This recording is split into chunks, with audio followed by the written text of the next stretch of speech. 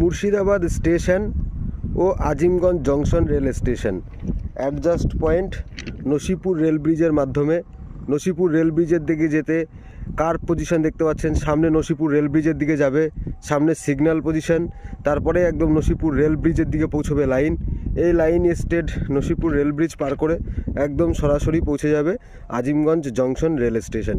লাইনের কাজ অনেকটাই কমপ্লিট হয়ে গেছে, বিভিন্ন কাজকর্ম চলছে, বেশ কিছুদিনের মধ্যে লাইনের সমস্ত কাজ কমপ্লিট হয়ে যাবে।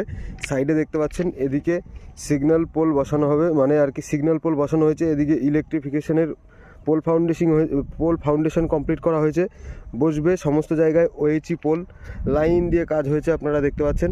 পুরো এইদিকে সোজা চলে গেলে স্টেট মুর্শিদাবাদ রেল স্টেশন, আর এইদিকে দূরে দেখতে পাচ্ছেন লাইন মুর্শিদাবাদ রেল স্টেশন থেকে একদম লালগোলার দিকে যে লাইনটা চলে যাচ্ছে এই সোজা, এদিক থেকে এখন এটা মেন লাইন লালগোলা আর শিয়ালদা, আর এই লাইন